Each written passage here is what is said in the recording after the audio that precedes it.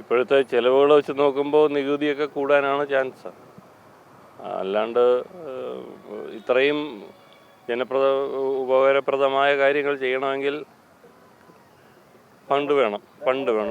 V D Satheesan സർക്കാർ ഇപ്പോൾ തന്നെ ചെയ്യുന്നതൊക്കെ നല്ല കാര്യങ്ങളാണ്. പിന്നെ സതീശൻ നമുക്ക് എല്ലാവർക്കും വിശ്വാസമുണ്ട്. പുള്ളിക്ക് മാറ്റമൊന്നുമില്ല.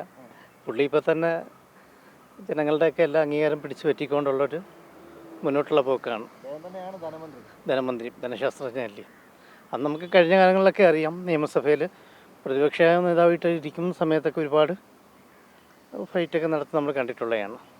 മുൻ സർക്കാരുകളൊക്കെ അപേക്ഷിച്ച് നോക്കുകയാണെങ്കിൽ പുള്ളി പൊളിക്കും. അതിനകത്ത് മാറ്റമൊന്നുമില്ല. അതിപ്പം ബസ് യാത്ര നമ്മൾ കണ്ടില്ലേ, എല്ലാം സിറ്റി ഫാസ്റ്റ് എന്നും പറഞ്ഞ് വെച്ച് എല്ലാം മാറ്റിയില്ലേ. നേമം നെടുമങ്ങാട് അങ്ങനെ ചെറിയ ഇതൊക്കെ അല്ലേ ഉള്ളൂ. ഇത് പറയണതെന്നെല്ലാം വ്യതിയാനം വരെയല്ലേ. അല്ല, അവർ കയറിയപ്പോൾ തന്നെ കുറേ കാര്യങ്ങൾ നടപ്പാക്കിയല്ലോ. ഇപ്പോൾ കണ്ടിന്യൂ ചെയ്യുമെന്ന് തോന്നുന്നു. കെ എം മാണി സാറിന് ശേഷം കേരളം കാണാൻ പോകുന്ന ഏറ്റവും മികച്ച ബഡ്ജറ്റായിരിക്കും. എസ്പെഷ്യലി യുവാക്കൾക്ക് പ്രതീക്ഷ നൽകുന്ന ഒരു ബഡ്ജറ്റായിരിക്കും വി ഡി സതീശൻ സർക്കാരിൻ്റേത്.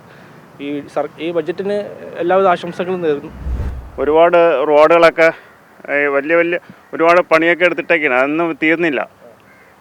ഇവരിപ്പം കുറച്ച് നിയമങ്ങളൊക്കെ പോലീസിൻ്റെ അതും ഇതൊക്കെ കൊണ്ടുവന്നിട്ടൊന്നും കാര്യമില്ല. നമുക്ക് വികസനമാണ് നമുക്ക് ആവശ്യം. അതിവിടെ നടക്കുന്നില്ല. ഇവിടെ വന്ന് നമുക്ക് കഞ്ചാവ് വേട്ട ഇതൊക്കെയാണ് ഇതിപ്പം ചെയ്യുന്നത്. വികസനങ്ങളില്ല. ആളുകളെ കാണിക്കാൻ വേണ്ടി കുറച്ച് കാര്യങ്ങൾ ചെയ്യണമെന്നേ ഉള്ളൂ. വികസനങ്ങളൊന്നും നടക്കുന്നില്ല. പല ബജറ്റുകളും അവതരിപ്പിക്കും പാപങ്ങളുടെയോ അല്ലെങ്കിൽ കൃഷിക്കാരുടെയോ കൂലിപ്പണിക്കാരുടെയോ നന്മയ്ക്ക് വേണ്ടി അത് ഉപകാരപ്രദമാകുന്നില്ല. പലപ്പോഴും അത് സംഭവിച്ചുകൊണ്ടിരിക്കുന്നത് എന്താണെന്ന് വെച്ചാൽ അത് കൂടിയ ലെവലിലേക്കാണ് പോയിക്കൊണ്ടിരിക്കുന്നത്. ഇപ്പം ഗവൺമെൻറ് ഉദ്യോഗസ്ഥർക്കൊക്കെ പെൻഷൻ കിട്ടും. ഒരു കൃഷിക്കാരനെ സംബന്ധിച്ച് അവനൊന്നുമില്ലെങ്കിൽ പോയി ഒന്നും കിട്ടാനില്ല, ഒരു പെൻഷനും ഇല്ല, ഒന്നുമില്ല.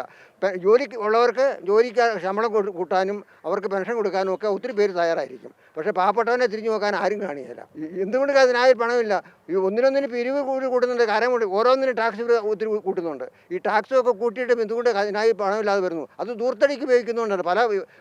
ഇത്രയും ഖജനാവ് പൊളിയാൻ കാരണം പല കാര്യങ്ങളും ഉപകാരപ്രദമായിട്ട് ഉപയോഗിക്കാത്തതുകൊണ്ടാണ്. ദൂർത്തടിക്കാണ്.